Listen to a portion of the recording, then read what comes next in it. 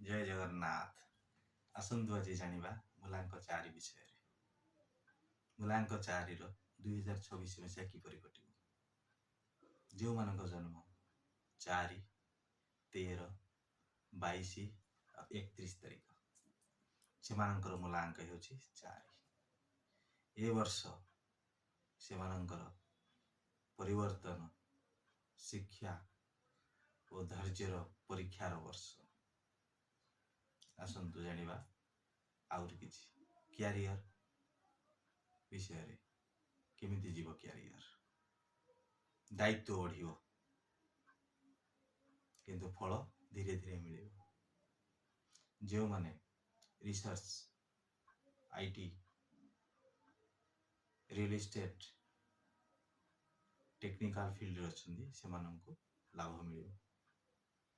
ଆଉ ଯଦି ଆପଣ ଚାକିରି ପରିବର୍ତ୍ତନର ଚିନ୍ତା କରୁଛନ୍ତି, ପରିବର୍ତ୍ତନ କରିବା ପୂର୍ବରୁ ବହୁତ ଭଲ ଭାବରେ ଚିନ୍ତା କରନ୍ତୁ, ଭଲ ଭାବରେ ଭାବନ୍ତୁ, ତାପରେ ଚାକିରି ପରିବର୍ତ୍ତନ କରନ୍ତୁ।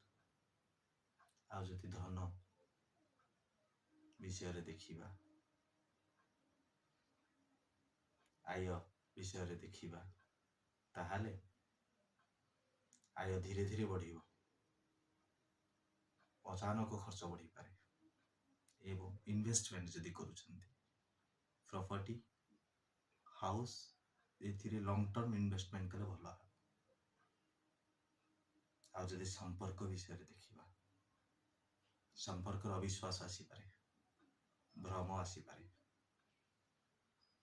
ତେଣୁ ଦେଖି ଚାହିଁ କଥାବାର୍ତ୍ତା କରନ୍ତୁ।